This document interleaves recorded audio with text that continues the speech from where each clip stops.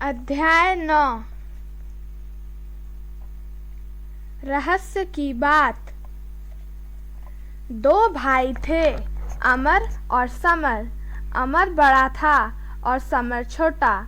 बचपन में ही उनकी माँ गुजर गई।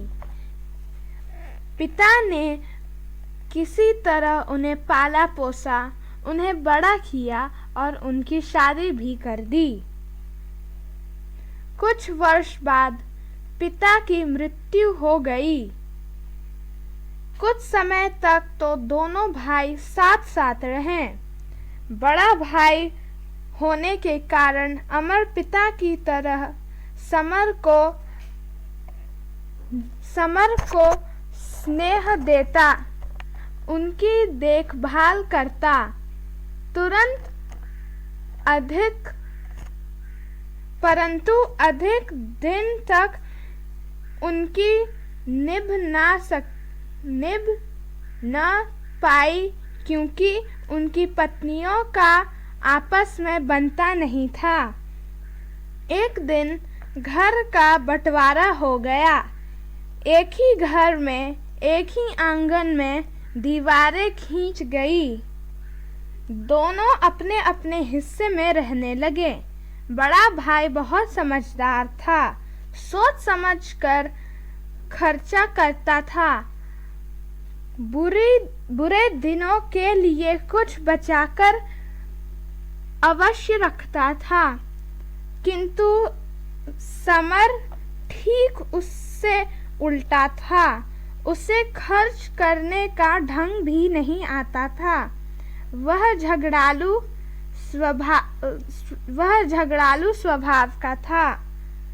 बात बात पर बड़े भाई को अपमानित कर देता था। बड़ा भाई अमर झगड़े से दूर रहना चाहता था, इसलिए छोटे भाई जो कुछ मांगता उसे दे देता और जो कुछ करता उसे मान लेता। इतना कुछ लेने के बाद भी छोटे भाई के घर के हालत बिगड़ते ही गए। हमेशा पैसे की तंगी करती और घर में रोज कलह होता। उस पर कर्जा बढ़ता जा रहा था, परंतु बड़े भाई के घर में हमेशा अमन चैन रहता था। उन्हें कभी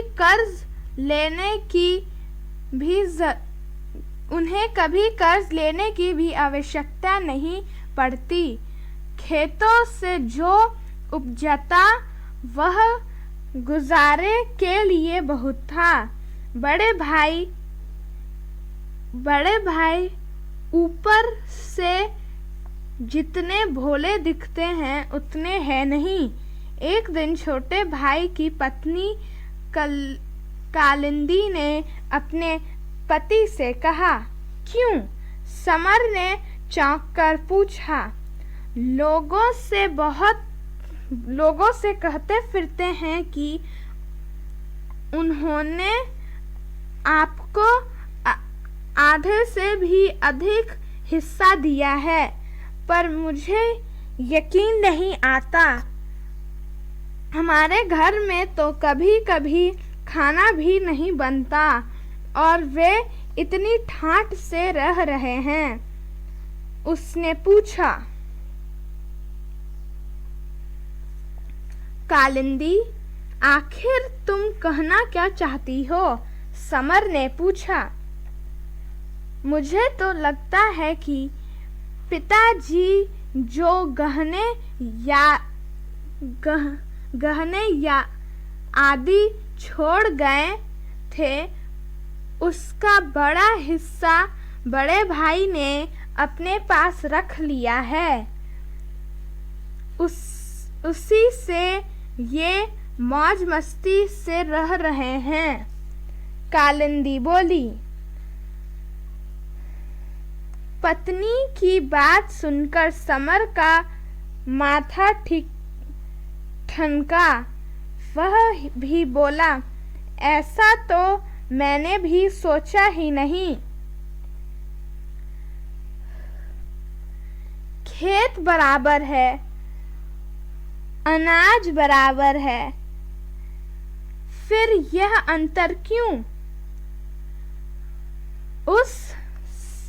उस समय तो बात आई गई हो गई, पर एक कांटा समर के मन में दिन रात असकता रहता। बड़े भाई के बच्चे अच्छे अच्छे कपड़े पहनते हैं। बड़े भैया के घर में साइकिल है। सुना है बड़े भाई अपने खेत में पंप लगा रहे हैं। एक दिन खेतों में पानी लगाने के मामले में दोनों भाइयों में अंतर हो गई। समर चिल्लाकर बोला, आपको घमंड अपनी दौलत का है ना?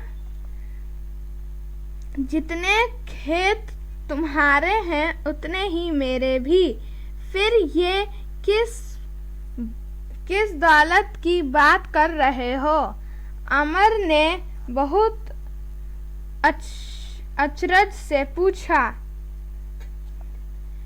ये सारी बातें कहने भर की है बड़े भैया। हाथी के दांत खाने के और दिखाने के और।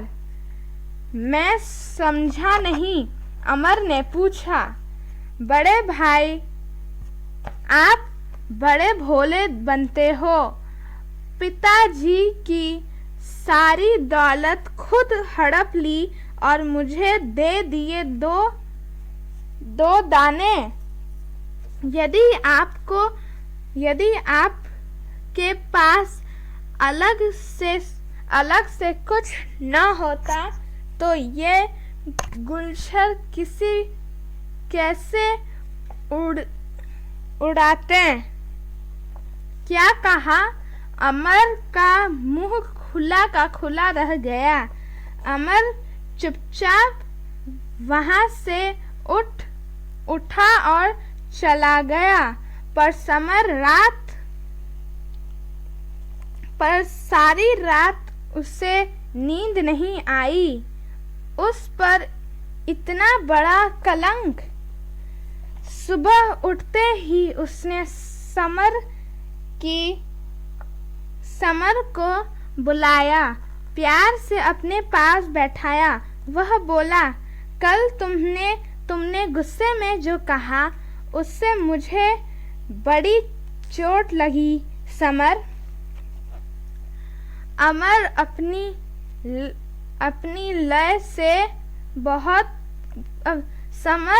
अमर अपनी लय से कहता चला गया, भाई मेरे मैंने हेरा फेरी नहीं की है। मैं तुम्हारा बड़ा भाई हूँ, कोई दुश्मन नहीं। दुश्मन तो तुम खुद हो अपने, और दोष मुझे दे रहे हो कि मैंने बेईमानी की है।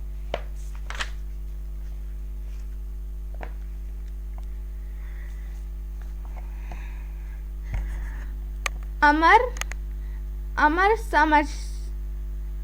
समझाते हुए बोला, क्या तुमने कभी सोचा है कि भले ही हमारे तुम्हारे खेत बराबर हैं, आमदनी भी करीब एक सी है, फिर भी हमारे खर्च करने के ढंग में बड़ा अंतर है। हम दोनों ने गाय खरीदने के लिए सहकारी बैंक से कर्जा लिया, पर तुमने गाय न खरीद कर वे सारे पैसे बेटे के मुंडन में खर्च कर डाली। मैंने उससे गाय खरीदी, उसका दूध बेचता रहा। आज शुद्ध सहत मैंने कर्जा भी चुका दिया है और गाय अभी भी मेरे लिए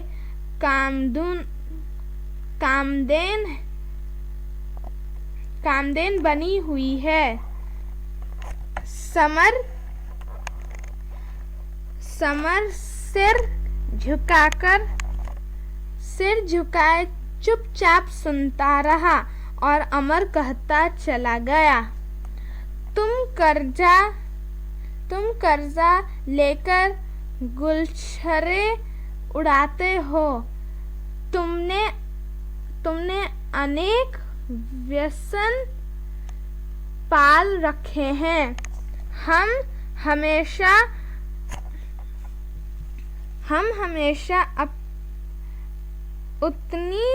उतने ही पाँव पसारते हैं जितनी लंबी चादर होती है। इस तरह किफायत करके 2 पैसे बचा लेते हैं तो उसमें भी तुम्हें राज नजर आता है।